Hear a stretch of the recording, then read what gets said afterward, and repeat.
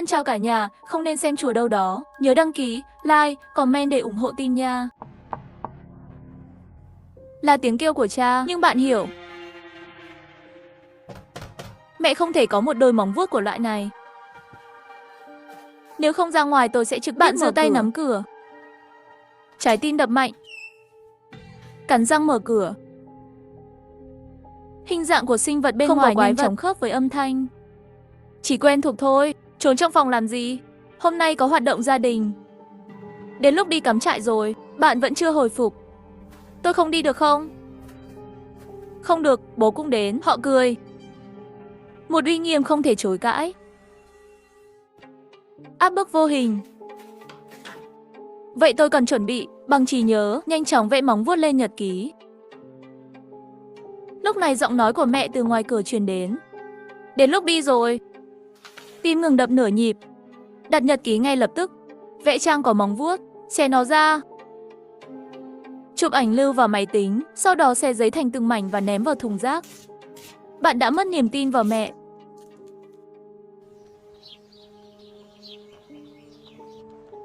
Xe kịp thời trên đường núi. Đột nhiên xảy ra tai nạn. Bạn mơ màng mở mắt, còn sống. Nhưng chiếc xe bị phá hủy hoàn toàn. Sâu trong rừng mặc một bộ đồ khỉ thú trầm thấp. Ngay sau đó là tiếng kêu cứu của bố mẹ. Bạn theo tiếng nói tìm bố, trốn sau một cái cây đầy máu. Người mẹ ôm chân trong đám cỏ rộng, không thể di chuyển. Và trong nền đá của cỏ đó, có một con hổ. Bố thấy bạn, cắn răng thấp giọng nói mau đi cứu mẹ đi. Bạn vừa bước một bước và dừng lại. Ban đầu vị trí của mẹ biến thành những con gà độc khác. Lông vũ, mắt giống, dạ dày khổng lồ. Tầm nhìn lại di chuyển xuống dưới. Chính xác là móng vuốt nhìn thấy trong khe cửa trước đó. Con quái vật đó nhìn bạn như thế. Có lẽ bạn không cảm thấy mình là một đứa trẻ dũng cảm. Mệnh lệnh của bố khiến bạn nhìn lại. Trên cỏ lại chỉ còn lại mẹ. Bạn hạ thấp cơ thể và đến với mẹ. Hổ xuất hiện bụi cỏ. Nhưng trước khi bạn ở đó, bạn đã cõng mẹ và bỏ chạy rồi. Ngay sau đó cứu hộ đến, các bạn được đưa lên xe cứu thương. Bố mẹ trên xe nhanh chóng bình tĩnh lại. Trải nghiệm này không phải là chuyện xấu. Tư tưởng tốt mới có thể hình thành tính cách hoàn mỹ. Và những suy nghĩ đó sẽ không xuất hiện trong đầu bạn đâu. Anh ấy cần truyền. Bạn không chạy trốn, dũng cảm cứu tôi. Mẹ ơi, hành động này đã truyền cho bạn một tâm trí dũng cảm. Bạn cười. Đột nhiên cảm thấy có người đang nhìn chằm chằm mình. Quay lại, ánh mắt dừng lại trên một bóng đen trong rừng. Bạn càng nhìn rõ, tim đập càng nhanh. Tại sao hình bóng đó lại giống con quái vật đó đến vậy? Bạn quay đầu lại nhìn mẹ, hắn đang ở trong xe. Nhìn vào rừng. Bên trong quả thật có một con quái vật. Cơ thể bạn run lên vì sợ hãi. Một hoặc hai mắt ngẫu nhiên trước đây có thể được giải thích bằng ảo giác, nhưng bây giờ bạn phải thừa nhận rằng nó thực sự tồn tại. Một câu hỏi lớn hơn xuất hiện. Mẹ và con quái vật đó có phải là cùng một người không? Bạn ngay lập tức nhận được câu trả lời tiêu cực. Khi mẹ trở thành quái vật, hành xấu của mẹ vẫn là mẹ. Hắn không biết sự thay đổi của mình, giống như chỉ trong tầm nhìn, đeo bộ lọc của quái vật. Khi con quái vật đó tự xuất hiện, cái nhìn của hắn rõ ràng là thứ khác. Bạn nhìn về phía bố mẹ, nhưng cuối cùng không nhờ họ giúp đỡ. Bạn không biết sự thật, không thể quyết định nhanh như vậy. Về nhà, ngay khi mở máy tính ra, tìm kiếm manh mối liên quan đến quái vật. Không tìm thấy, chỉ chắc chắn một chút thôi. Móng vuốt của quái vật là một đôi móng gà. Nguyên mẫu của con quái vật này có thể là một con gà. Sáng sớm đến trường, bạn học tốt với bạn, lén lút mở cặp sách ra một khe. Bên trong có mấy chú chó con chưa được sinh ra. Mấy ngày trước con chó nhà hàng xóm sinh một ổ.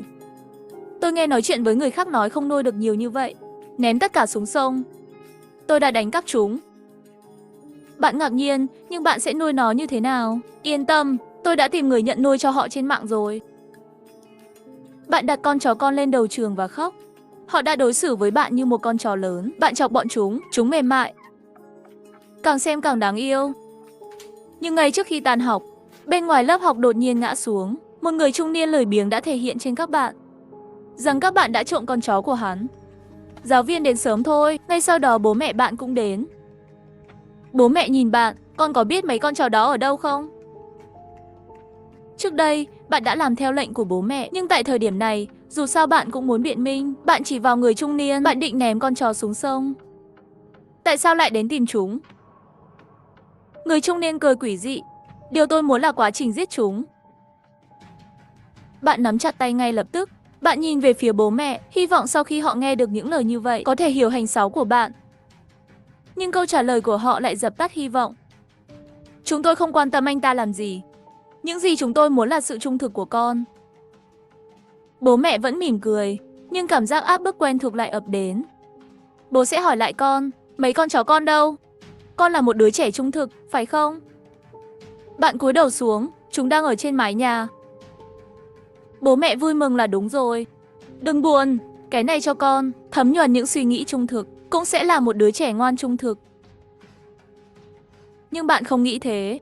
Bạn nên mắng họ và chạy đi. Nhưng thực tế là bạn không thể nói bất cứ điều gì. Khi đối mặt với bố mẹ, bạn luôn có một cảm giác bất lực sâu sắc.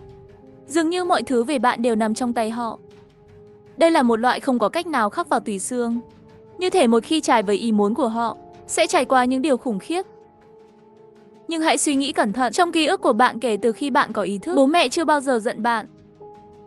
Vậy cảm giác này đến từ đâu? Khoảnh khắc này bạn đối với bố mẹ, thậm chí còn nghi ngờ thế giới này. Mọi người lên tầng cao nhất, con chó đã biến mất.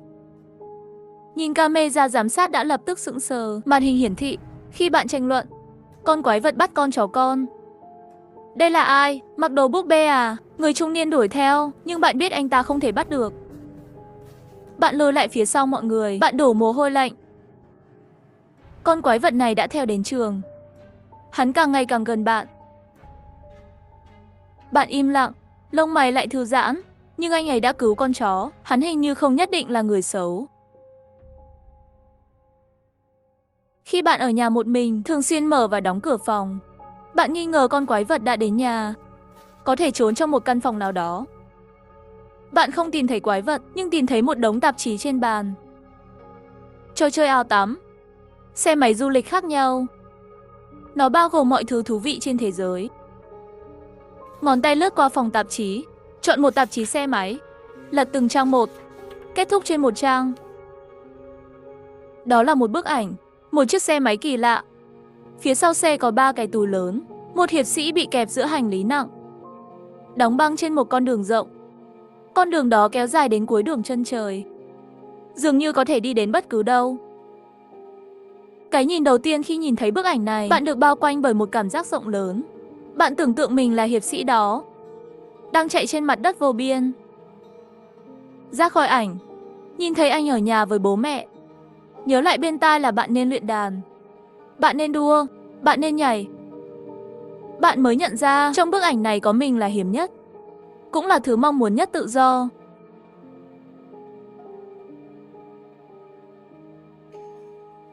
Mấy ngày nay bạn đều mất hồn. Đang nghĩ gì vậy? Bạn học xem bạn xuất thần trong lớp, hỏi bạn.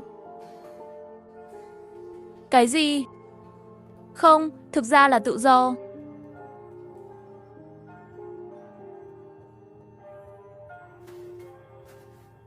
Lúc tan học bạn nghĩ mình bị lóa mắt. Xe máy trong tạp chí cứ như vậy đột ngột dừng lại ở cổng trường học. Phía sau cũng có 3 chiếc túi khổng lồ. Bên trong là tất cả các thiết bị đủ tròn. Trên đầu đội mũ bảo hiểm. Và anh ta có một cái mũ bảo hiểm, không biết đặt ở đâu. Đó là khi anh ấy nhìn thấy số lượng mắt của bạn. Anh ấy đưa mũ bảo hiểm đến đây để đặt cùng nhau. Đột nhiên một giọng nói khác vang lên. Bố mẹ đang đứng bên kia, mỉm cười, đến lúc về nhà rồi. Bạn đi về phía bố mẹ, bạn không muốn trở thành một đứa trẻ hư. Không, bạn không nghĩ thế. Đó là sự uy nghi vô hình, một lần nữa buộc bạn phải tuân theo mệnh lệnh. Bạn cười và lên xe với bố mẹ, nhưng người trong trái tim bạn lại sắp khóc. Bạn hét lên tại sao? Tại sao ngay cả một chút phản kháng cũng không làm được? So với con quái vật không làm gì cả, bố mẹ trước mắt không đáng sợ hơn. Trước mặt họ, tôi giống như một con rối bị tắt tiếng. Tiếng hét trong lòng không thể ném ra nửa mặt đất. Tất cả các lựa chọn đều tùy ý. Đột nhiên bạn nhìn thấy con quái vật. Hắn đang đứng đằng xa đường. Bạn đẩy cửa xe vào. Dù bạn là quái vật gì, bạn là thứ gì đó ngoài thế giới này, bạn nhất định có thể chống lại sự khống chế của bố mẹ, đúng không? Bất kể mục đích của bạn là gì, đưa tôi đi. Bố mẹ bị sốc. Họ nhìn theo hướng bạn đang nói. Không có gì ở đó. Mẹ nhìn chằm chằm, tiếng răng cắn. Bố nắm tay bạn, ném vào xe như một gói hàng. Đây là lần đầu tiên bạn thấy họ tức giận, nhưng vẻ ngoài khéo léo của họ lại như thế này. Vô số lần. Mắt mẹ tôi sắp chảy máu rồi. Lên đây và tát vào mặt bạn trước. Con đang la cái quái gì vậy? Quái vật gì? Cách anh ấy nói chuyện giống như trong túi nước. Bố nhận ra có phải là do theo dõi con không? Con không phải là một đứa trẻ ngoan. Bởi vì con có chuyện giấu bố mẹ, con không nên có bí mật. Bạn đã ngốc rồi. Ấp úng. Con không có. Bố lấy ra một tờ giấy. Não bạn trống rỗng. Đó chính là cái móng vuốt bạn vẽ. Nhưng tờ giấy này không phải tự mình đã xé từ lâu rồi sao? Mẹ không đợi bạn phản ứng, tiếp tục thẩm vấn. Từ khi nào con giấu chúng tôi? Con không cố ý, chỉ vì thêm một cái tát nữa trên mặt. Đau đớn. Mẹ không quan tâm tại sao, con chỉ cần cho chúng tôi biết thời gian là được. Bắt đầu từ đêm 15 ngày trước. Bố mẹ nhìn nhau.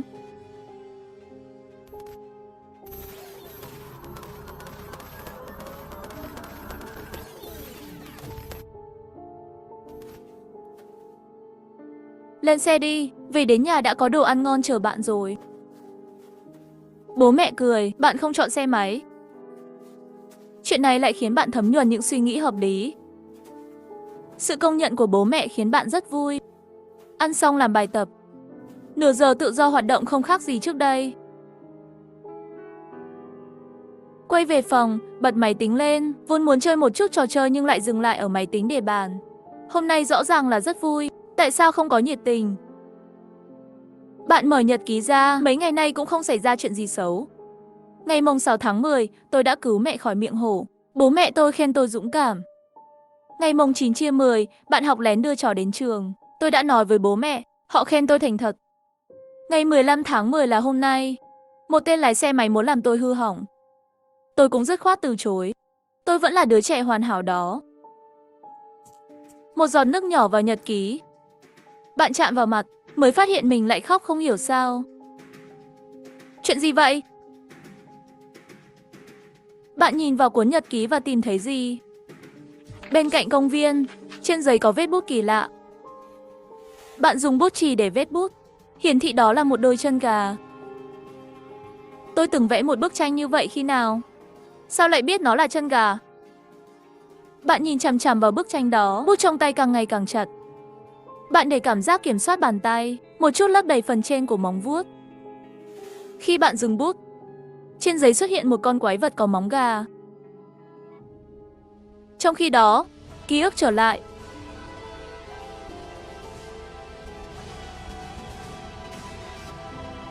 Nước mắt trong mắt rốt cuộc cũng có lý do. Không để ý đến những thứ đó lại cầm bút lên. Bởi vì trong nhật ký không chỉ có một vết bút bị xóa để lại. Mỗi trang giấy trước đây đều có. Trò chơi được mô tả bằng bút chì. Ngày 15 tháng 10 là hôm nay. Tôi lên xe máy và rời bộ. Tôi tự do. Bạn thật ngu ngốc. Hãy nhớ rằng bạn đã từ chối chiếc xe máy. Nhưng vết bút này cho thấy tự mình lựa chọn khác. Rồi cuốn nhật ký biến mất. Nhưng để lại vết bút khi viết. Tiếp tục đi. Ngày mùng 9 tháng 10, bạn học lén đưa chó vào trường. Chủ chó tìm đến rồi, nhưng tôi đã giữ bí mật cho anh ấy. Ngày mùng 6 tháng 10, hôm nay là một ngày buồn. Bởi vì mẹ yếu đuối của tôi bị hổ ăn thịt. Ngày 28 tháng 9. Bản thân trong những cuốn nhật ký xuất hiện. Các lựa chọn khác được thực hiện tại các điểm quan trọng. Sau đó chúng biến mất. Chỉ để lại nhật ký hiện tại. Và những gì bạn có thể nhìn thấy trong bộ lựa chọn đúng đắn nhất. Bạn đột nhiên nhận ra bản thân trước đây không phải là một đứa trẻ hoàn hảo, mà là ai đó đã thay đổi ký ức. Lúc này đầu của bạn chỉ còn một cục bột nhão. Nếu ký ức có thể thay đổi, thế giới này có thật hay không? Bạn đi về phía cửa sổ, nhảy xuống có thể tìm ra câu trả lời không? Đừng nhảy, bạn sẽ không chết, nhưng cũng rất đau đấy. Một tiếng mưa trẻ từ phía sau truyền đến, quay đầu lại. Con quái vật đang đứng giữa phòng, khoảng cách chưa đến 2 mét. Bạn sợ đến mức dính vào tường. Điều khiến bạn cảm thấy nhớ lại là giọng nói của hắn quá không bình thường, giống như bất kỳ cô gái nào trên đường. Và hình dạng khủng khiếp này, làm sao cũng không liên lạc được với nhau. Đừng ngạc nhiên, tôi sẽ giải thích cho bạn. Bạn cố hết sức để giữ bình tĩnh, giải thích gì? Giải thích tất cả. Bởi vì tôi đến để cứu bạn. Bạn biết sự thật quá thái quá. Cho dù có nói thì cũng sẽ không ai tin. Nhưng bạn đã tự làm được rồi. Khám phá sự kỳ lạ của thế giới này. Cuối cùng tôi cũng có thể mạnh dạn nói chuyện với bạn. Con quái vật nhìn ra ngoài cửa sổ. Tất cả bắt nguồn từ sự phù phiếm của bố mẹ. Họ đều muốn nuôi dạy một đứa trẻ có tính cách hoàn hảo. Nhưng thực tế đầy những ảnh hưởng chưa biết. Thế là xuất hiện một dự án như vậy. Hãy để trẻ em lớn lên trong thế giới ảo từ khi sinh ra. Phải, bạn đang ở trong một thế giới ảo bất khả chiến bại. Trong thực tế, bạn chỉ nằm trên giường. Giống như thực tế, ở đây cũng sẽ xuất hiện nhiều thế giới ảnh hưởng đến tính cách của trẻ. Nhưng khác với thực tế, một khi trẻ có lựa chọn sai lầm, sẽ sống lại ký ức này. Chọn lại. Thế giới ảo luôn có cơ hội làm lại. Hắn sẽ một lần cho đến khi đứa trẻ có lựa chọn đúng. Thế giới này mang đến vô số ý tưởng tuyệt đối đúng đắn. Tính cách của đứa trẻ cũng được hình thành hoàn hảo. Tất cả trông rất đẹp. Và tôi không nghĩ vậy. Tôi là một hacker cứu trẻ em. Mô hình của con gà này đã không hoạt động, nên tôi gọi nó là hình ảnh của thế giới ảo. Liên hệ với bạn, và bằng cách thay đổi mô hình của mẹ bạn, lại là bạn nghi ngờ thế giới. Sau khi bạn nhận ra sự kỳ lạ của thế giới, tôi có thể xuất hiện và nói sự thật. Quái vật nhìn bạn, chờ bạn tiêu hóa thông tin này.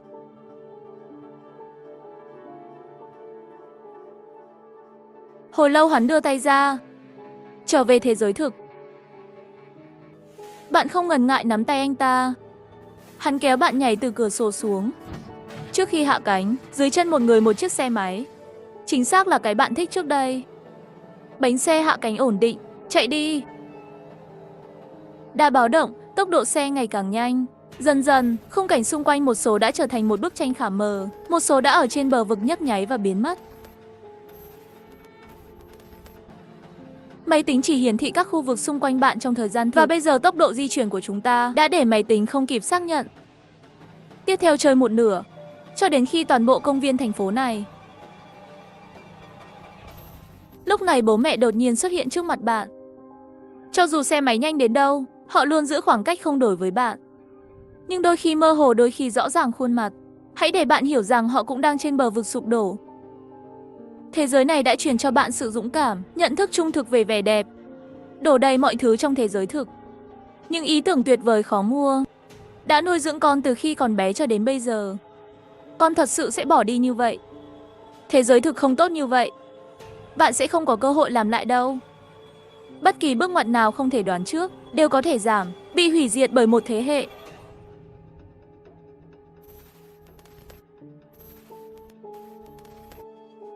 Khung cảnh xung quanh hoàn toàn mờ ảo, cuối cùng mọi thứ đều biến mất. Chỉ còn lại một khoảng trống. Chương trình sắp hỏng rồi. Bạn dùng chút sức lực để hét lên trả lời không? Tôi không quan tâm đến tự do. Tôi không cần cho tôi cái gì cả. Tôi phải tự mình cảm nhận thế giới này. Tôi sẽ không làm. Đứa trẻ hoàn hảo.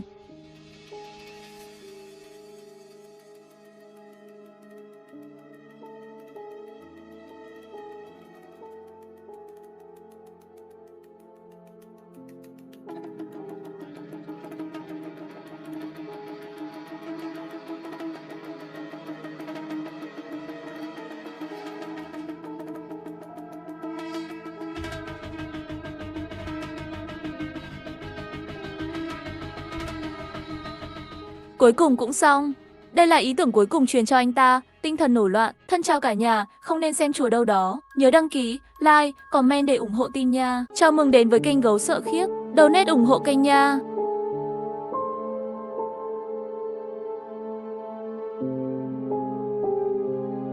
Sau 10 giờ, cho dù bạn nghe thấy bất cứ âm thanh kỳ lạ nào thì cũng đừng nhìn qua mắt thần. Thuốc cảm mà chúng tôi phát có màu trắng. Nếu nhìn thấy thuốc cảm màu đỏ, hãy lập tức đổ ngay xuống cống. Đừng mở cửa cho bất kỳ người hàng xóm nào. Khi nhận được tin nhắn này, tôi cảm thấy có chút kỳ lạ. Người gửi tin nhắn là quản lý của khu phố, anh Lý. Mà hình đại diện của quản lý Lý không biết từ khi nào đã đổi thành hình một con mắt. Có người trong nhóm lập tức cảm thấy hoài nghi. Nhưng chẳng mấy chốc bọn họ đã bị cấm hội thoại rồi. Nhân viên sẽ thống nhất phát túi thực phẩm. Nếu có thịt không rõ nguồn gốc trong túi thực phẩm, đừng sử dụng nó. Thời gian ở nhà, hãy chú ý đến trạng thái tinh thần của mọi người trong gia đình. Nếu người nhà xuất hiện hiện tượng trồng cây hoặc cười lớn không dứt, những trạng thái không bình thường, vui lòng gọi điện thoại cho nhân viên. Sau 10 giờ, cho dù bạn nghe thấy bất cứ âm thanh kỳ lạ nào thì cũng đừng nhìn qua mắt thần. Thuốc cảm mà chúng tôi phát có màu trắng. Nếu nhìn thấy thuốc cảm màu đỏ, hãy lập tức đổ ngay xuống cống. Nhân viên của chúng tôi sẽ gõ cửa 3 lần. Nếu bạn nghe thấy tiếng gõ cửa lần thứ 4, xin đừng mở cửa. Đừng trả lời điện thoại bàn trong phòng khách.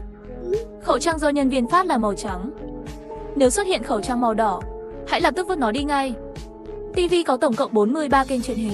Nếu bạn thấy gia đình mình đang xem kênh thứ 44, hãy rút phích cắm ra ngay lập tức. Nếu rút phích cắm ra rồi mà TV vẫn tiếp tục phát, hãy làm mọi thứ có thể để phá hỏng TV. Hãy kiểm tra cẩn thận số lượng thành viên trong gia đình. Luôn giữ tinh thần tỉnh táo. Nếu phát hiện số lượng thành viên trong gia đình không đúng, hãy hét lên giàu mạnh, dân chủ, văn minh rồi ngay lập tức đi đến cửa sổ phòng và nhảy xuống. Nếu người nhà bắt đầu mặc quần áo màu đỏ mà bạn chưa bao giờ nhìn thấy, hãy trốn vào phòng ngay lập tức. Nếu người nhà gặp tình trạng khó thở, hãy để người ấy một mình trong phòng, rồi khóa cửa lại, đừng mở cửa cho anh ta. Quy tắc an toàn tại nhà này có hơi kỳ lạ. Ngay lúc này, ngoài cửa vang lên tiếng gõ cửa dồn dập. Tôi nhìn qua mắt thần. Người gõ cửa là chị Vương hàng xóm của tôi. Chị Vương dường như cảm nhận được tôi đang đứng sau cánh cửa, lập tức đưa mặt tới gần. Con mắt của chị ta gần như dán sát vào mắt thần. Tiểu Đào, nhà em còn dư thuốc cảm không? Anh Vương không hiểu sao lại bị sốt rồi. Cho chị xin một viên là được. Sau đó là một cơn ho dữ dội. Đừng mở cửa cho bất cứ người hàng xóm nào. Chị Vương, thật ngại quá. Nhà em cũng hết thuốc cảm rồi. Tôi vô thức từ chối rồi. Qua mắt thần, đôi mắt của chị Vương mở thật to. Được, chị sẽ đi tìm người khác. Anh ấy bị sốt nhiều ngày rồi, bệnh hơi nặng. Nói xong người chị ta cứng đờ đi thẳng. Trực giác nói với tôi, tình trạng của chị Vương có vẻ không ổn lắm. Ngay lúc này, sau lưng vang lên tiếng mẹ tôi. Chị đợi chút, đừng đi, nhà tôi có thuốc cảm đó. Buổi chiều tôi vừa mua, con tôi nó không biết. Tôi thấy chị Vương dừng bước.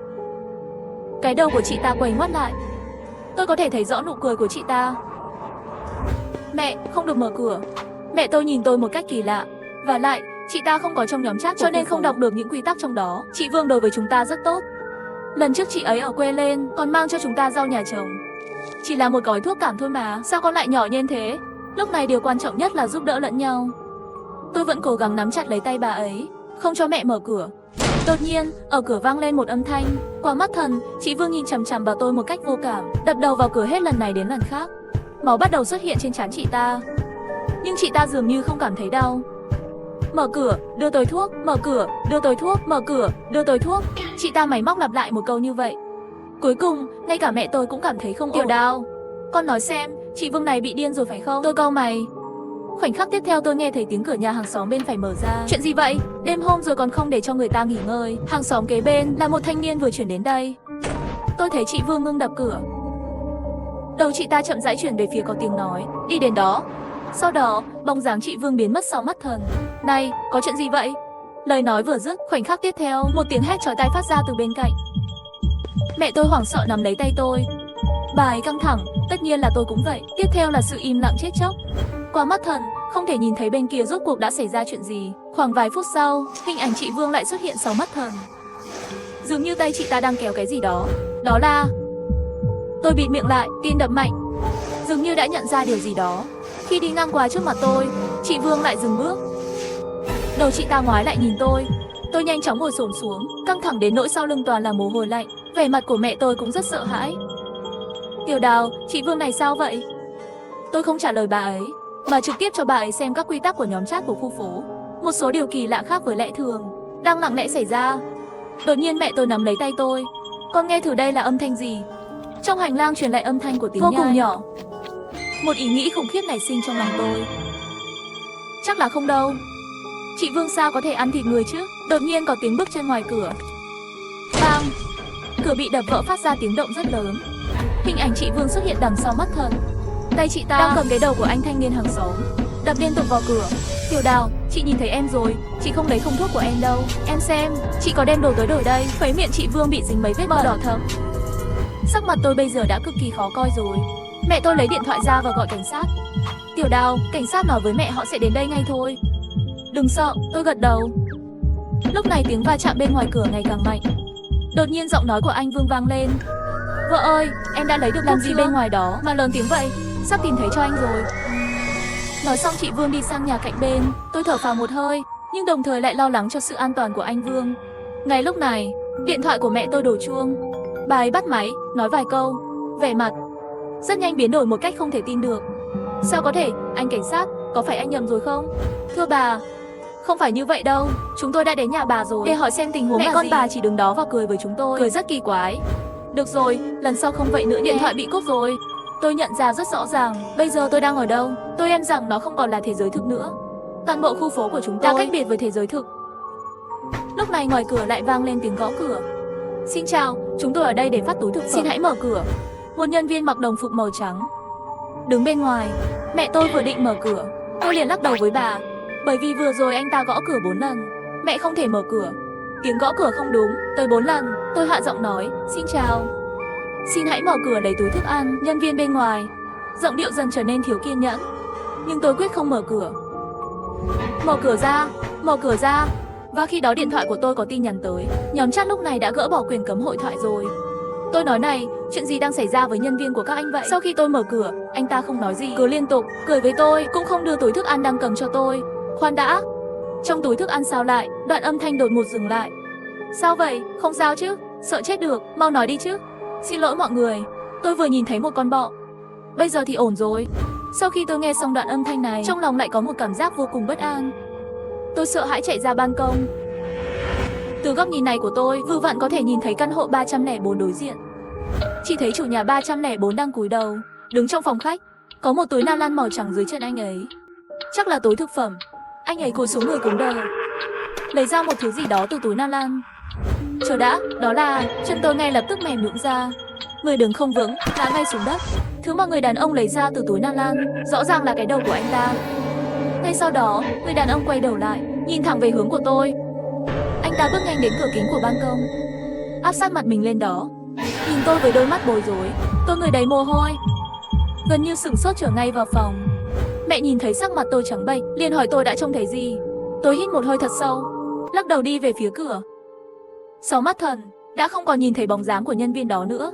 Chỉ có một túi thức ăn nằm trơ trọi trên mặt đất. Chờ hơn 10 phút, tôi mới cẩn thận mở cửa. Ngoài ra còn có một vết máu đỏ sẫm trên hành lang. Tôi nhanh chóng mang túi thức ăn vào.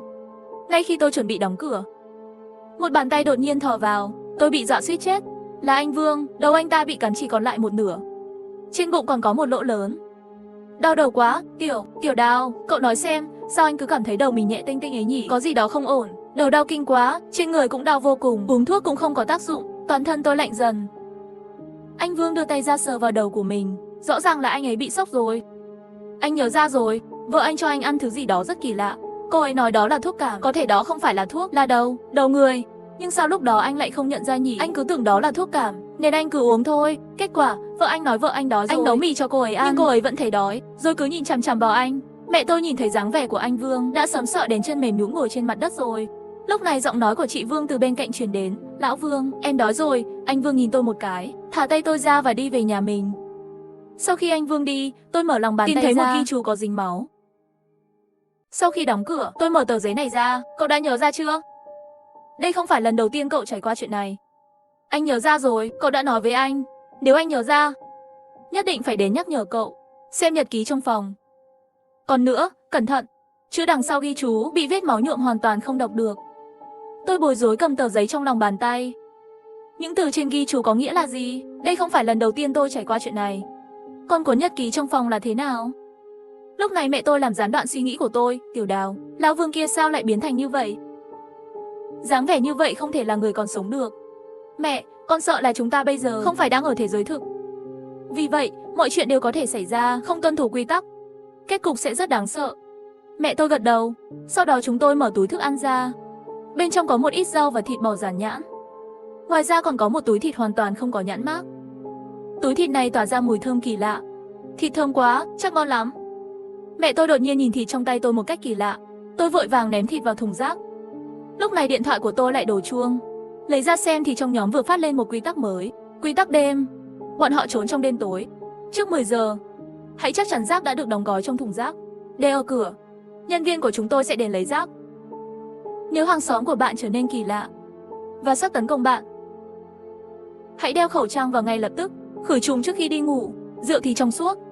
Nếu bạn thấy rượu chuyển sang màu đỏ, ngừng sử dụng ngay lập tức. Đừng nói chuyện với nhân viên mặc đồng phục màu đỏ, mặc dù họ sẽ cố gắng hết sức để nói chuyện với bạn. Trước khi đi ngủ, hãy đóng cửa sổ và kéo rèm cửa ra. Nhất định phải kéo ra. Hãy giữ phòng sạch sẽ. Hắn ta rất thích môi trường bẩn thỉu. Trong tủ quần áo không có người, sẽ không có tiếng ho. Nếu bạn nghe thấy, ngay lập tức trốn dưới gầm giường. Không được ngủ quên dưới gầm giường. Không được ngủ quên dưới gầm giường. Dưới gầm giường không có mắt. Nửa đêm nghe thấy tiếng nước nhỏ giọt trong nhà vệ sinh, xin hãy rời khỏi phòng ngay. Đi vệ sinh không được bật đèn. Tôi muốn hỏi mọi người, gói thực phẩm của mọi người có phải có một túi có mùi rất thơm không, nhưng không biết là thịt gì. Trong quy tắc có nói không được sử dụng thịt không rõ nguồn gốc, nhưng mẹ chồng tôi bị ốm, cứ muốn tôi nấu miếng thịt này. Tôi nói không được bà ấy, nên đã đồng ý. Chắc là không sao đâu. Nhìn thấy tin nhắn này, tim tôi đột nhiên rớt xuống. Tiêu rồi, 3056 phạm quy tắc rồi. Tôi cho mẹ chồng ăn rồi, bà ấy trở nên kỳ lạ quá. Không đúng, thứ bà ấy ăn không phải là thịt. Đó là, cứu tôi với. Một tiếng nhai kinh khủng vang lên. Tôi suýt chút nữa làm rớt cả điện thoại. 305 có phải xảy ra chuyện rồi không? Bên cạnh cứ truyền tới tiếng hét thảm thiết. Đợi đã, 305 và 304 đột nhiên đều xuất hiện trước cửa nhà tôi. Để tôi mở cửa, trông họ có vẻ không sao cả. 305 nói vừa rồi mình không cẩn thận bị ngã, nhưng tôi vẫn cảm thấy có gì đó không đúng. Tôi biết họ bị làm sao rồi. Tôi cũng biết tại sao không cho hàng xóm vào. Đầu của họ quay ngược lại, không thể mở cửa. Ngay sau đó trong giọng nói truyền đến tiếng mở cửa và một tiếng hét. Mọi người trong nhóm đều lo lắng. Điều gì đã xảy ra với 306? Nhưng tôi biết 306 không thể trả lời được nữa. Tôi vội vàng chạy ra ban công nhìn về hướng 306. Đèn trong phòng khách 306 lúc sáng lúc tối. Tôi nín thở. Trong lần đèn sáng tiếp theo, tôi thấy mọi thứ trong phòng khách. Có rất nhiều người đang đứng trong phòng khách. Có chủ nhà 304 và 305, còn có cả chủ nhà 306. Họ đứng đó, đờ đẫn vẫy tay với tôi. Trong khoảnh khắc một cảm giác lạnh lẽo từ lòng bàn chân lan ra khắp toàn thân tôi. Tôi nhanh chóng quay trở về phòng. Lúc này, đồng hồ treo tường ở nhà hiển thị bây giờ là 9 giờ 50 phút. Tôi đóng gói xong rác rồi để ở cửa. Tôi nhìn qua cửa sổ nhà anh Vương, bên trong tối đen. Không thấy gì cả. Ngay khi tôi thu lại ánh mắt của mình, tôi đột nhiên nghe thấy một âm thanh kỳ lạ. Nó truyền đến từ cửa sổ nhà anh Vương. Chị Vương không biết từ khi nào xuất hiện ngay bên cửa sổ. Thứ mà chị ta đang cầm trên tay, đó là đầu của anh Vương. Chị Vương dương đôi mắt to nhìn chằm chằm, nắm lấy đầu của anh Vương, liên tục đập vào cửa kính. Người tôi cứng đờ đứng ngay ra. Chị Vương mở cửa sổ một cách cứng nhắc. Tiểu Đào, sao em không đưa cho chị thuốc cảm? Thuốc lại hết rồi, chị cũng thấy chị đến nhà em lấy nhé. Chị Vương như muốn bỏ ra khỏi cửa sổ. Chết tiệt, làm sao bây giờ? Người tôi đã bị nỗi sợ đè nặng đến nỗi không thể nhúc nhích. Đột nhiên trong đầu tôi chợt nghĩ đến quy tắc kia. Nếu hàng xóm của bạn trở nên kỳ lạ và dường như sắp tấn công bạn, hãy ngay lập tức đeo khẩu trang vào. Khẩu trang. Chị Vương lúc này đã bỏ hẳn người ra ngoài của sổ. Tôi run rẩy mò mẫm lấy khẩu trang ra. Lúc này chị Vương chỉ còn cách tôi chưa đầy vài bước. Động tác của chị ta đột nhiên dừng lại, nhìn tôi một cách đầy oán hận. Cuối cùng không cam lòng bò lại vào trong bằng cửa sổ, biến mất trước mặt tôi. Lưng tôi đầy mồ hôi lạnh, không biết đã đóng cửa bằng cách nào. Tôi nói với mẹ những gì vừa xảy ra. Mặt mẹ tôi trắng bệch như tờ giấy, run rẩy hỏi, chị Vương, cả hai người bọn họ đều chết rồi à? Tôi nặng nề gật đầu, sao có thể như vậy? Rõ ràng mới đây vẫn còn khỏe. Tôi không nói gì cả, bởi vì ngay cả tôi cũng không biết chuyện gì đã xảy ra. Đột nhiên chuông điện thoại bàn trong phòng khách reo lên. Tim tôi thắt lại, đừng trả lời điện thoại bàn trong phòng khách. Nhưng mẹ tôi như người mất hồn, đi thẳng đến chỗ điện thoại. Tôi muốn giữ bà lại, nhưng lực của bà ấy rất lớn, hất tôi ra ngay lập tức. Tôi liền rút dây điện thoại ra. Không ngờ, điện thoại vẫn tiếp tục phát ra tiếng chuông chói tai. Tôi hoảng sợ, thấy mẹ mình sắp nhấc máy. Tôi dùng sức cầm lấy điện thoại đập xuống đất. Tiếng chuông liền ngừng lại, mẹ tôi cũng dường như đột nhiên tỉnh lại. Mẹ vừa nãy bị làm sao vậy? Tôi thở phào nhẹ nhõm, mối nguy tạm thời được gỡ bỏ. Tôi vừa chuẩn bị trở về phòng, nhưng lại nhìn thấy, không biết từ khi nào, bên cạnh phòng tôi có thêm một cánh cửa. Tim tôi đập thình thịch thình thịch, nhà tôi có thêm một căn phòng từ khi nào vậy? Mẹ ơi, tôi run lên vì sợ hãi. Cửa từ từ hé mở ra, một bàn tay từ bên trong đưa ra ngoài. Giây tiếp theo một khuôn mặt vừa quen thuộc vừa xa lạ từ từ thò ra khỏi cửa. Tim tôi đập liên hồi như đánh trống, kêu lên một tiếng, ba. Ba tôi đã chết trong một tai nạn xe hơi 3 năm về trước, nhưng bây giờ ông ấy lại xuất hiện trước mặt tôi. Tiểu Đào, ba cứ ngủ mơ mơ màng màng, đến bây giờ mới dậy. Ba tôi cười tê tét bước ra khỏi cửa. Tôi lùi lại 2 bước, sợ hãi nhìn ông. Nhưng mẹ tôi lại giống như không có chuyện gì xảy ra. Đói rồi phải không? Em làm cho anh chút đồ ăn đêm nhé. Hãy kiểm tra cẩn thận số lượng thành viên trong gia đình. Hãy luôn giữ tinh thần tỉnh táo. Nếu phát hiện số lượng thành viên trong gia đình không đúng, hãy hét lên giàu mạnh, dân chủ, văn minh, hòa bình. Sau đó ngay lập tức đi đến cửa sổ phòng và nhảy xuống. Quy tắc này ngay lập tức bùng nổ trong đầu tôi. Bố tôi há miệng ra, miệng của ông ấy đầy cho thơm màu đen. Đó là hương mà chúng tôi đã đốt cho ông ấy trước đây. Bố có chút hơi đói, nhưng mà không cần chuẩn bị bữa tối cho bố. Trước đây ăn những thứ này không có gì đặc sắc. Bố có chút muốn ăn chút gì đó tươi ngon. Bố chăm chú nhìn tôi bằng đôi mắt sâu thẳm đen kịt. Trên khuôn mặt ngây thơ lộ ra nụ cười cứng ngắc. Đó chắc chắn không phải là bố của tôi. Tôi có thể ngửi thấy trên người của ông ấy phát ra mùi hôi của xác chết. Lưng tôi cảm thấy rợn tóc gáy. Đồ tươi ngon ở đây có một cái. Lúc đó mẹ tôi bỗng dưng quay đầu lại, nhìn chằm chằm vào tôi. Tôi căng thẳng đến cực điểm. Làm sao có thể như vậy? Sao ngay cả mẹ cũng trở nên kỳ lạ thế? Rốt cuộc là tôi đã xáo phạm quy tắc nào? Đột nhiên tôi nghĩ đến những chi tiết mà tôi đã bỏ qua. Là lúc mà đồng hồ treo tường của nhà tôi bị hỏng mấy ngày trước. Thời gian phải sớm hơn 10 phút so với thời gian bình thường. Nói cách khác, lúc mà tôi ra ngoài để vứt rác, đã là 10 giờ tối. Tôi đã xáo phạm quy tắc, trước 10 giờ phải bỏ rác ra ngoài cửa. Chết tiệt thật. Lúc này, cả bố và mẹ đều quay lại nhìn tôi. Một cảm giác nguy hiểm mạnh mẽ đang ập đến khiến tôi cảm thấy sợ hãi. Bố dường như đã nhận ra điều gì đó, đứng trước cửa phòng tôi. Tiểu Đào à, con biết điều bố đau lòng nhất là gì không? Là lúc đó khi bố bị tai nạn xe, con nhìn thấy biểu cảm của bố không phải là đau lòng mà là sợ hãi. Bố lẩm bẩm trong miệng, nhưng đầu bị lom xuống với tốc độ có thể nhìn thấy bằng mắt thường. Trên trán của ông ấy xuất hiện một cái lỗ lớn cỡ bàn tay. Không phải, từ trước đến giờ tôi chưa bao giờ sợ bố cả. Ngoại trừ bây giờ, bởi vì tôi biết rõ cho dù ông ấy nói cái gì, đó đều không phải là bố tôi. Ánh mắt của tôi dần dần kiên định lại. Tôi hét to lên phú cường, văn minh, dân chủ, hòa hợp. Trên mặt cả bố và mẹ xuất hiện một chút ngốc nghếch. Tận dụng cơ hội của họ đang ngẩn người, tôi đã đẩy họ ra nhanh nhất có thể, chạy về phía cửa sổ phòng. Lúc này bố và mẹ tôi đã tỉnh lại rồi. Bố tôi dùng sức bắt lấy cánh tay tôi. Tiểu Đào à, con định để bố ở đây lại tôi đập mình sao? Bố tôi dùng lực rất mạnh, tôi cảm thấy một lực rất lớn đang kéo tôi ra khỏi phòng. Tôi đã dùng toàn lực để thoát khỏi ông ấy, nhắm mắt lại và hét lên một tiếng phú cường. Dân chủ, văn minh, hài hòa thì nhảy tim xuống. Tim tôi đập nhanh kinh khủng. Nhưng cuối cùng, cơ thể tôi rơi vào một nơi mềm mại. Mở mắt ra là giường trong phòng tôi. Mẹ đứng cạnh giường của tôi. Tôi hét lên một tiếng và ngồi dậy, dọa cho mẹ tôi giật cả mình. Nhưng mẹ tôi đã nhanh chóng tỉnh lại, vui vẻ chạm vào mặt tôi. Tiểu Đào, con tỉnh rồi. Dọa mẹ sợ chết khiếp. Con vừa ra ngoài để vứt rác thì ngất xỉu trên sàn. Mẹ không thể đánh thức con. Sau đó có một người mặc bộ đồ đỏ tiến đến. Hắn nói hắn có thể giúp con tỉnh trở lại và cứ liên tục hỏi mẹ có cần hắn giúp không. Nhưng mẹ đã nhớ lại điều đó. Quy tắc không được nói chuyện với người mặc bộ đồ đỏ.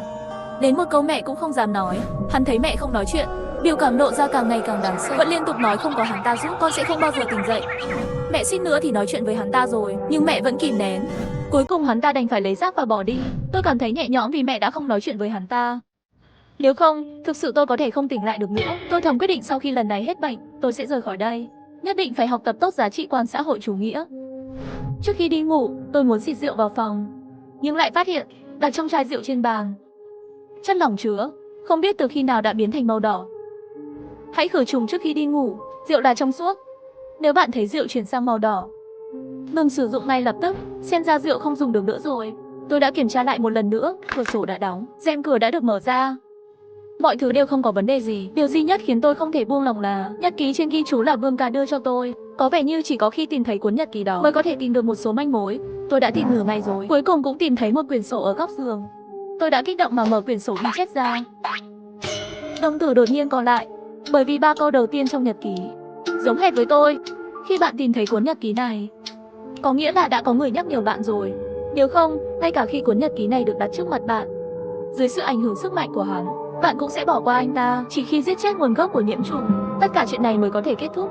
Chi tiết nhật ký, xin vui lòng xem phần nhật ký phiên bản khác. Tôi bối rối đóng quyển nhật ký lại.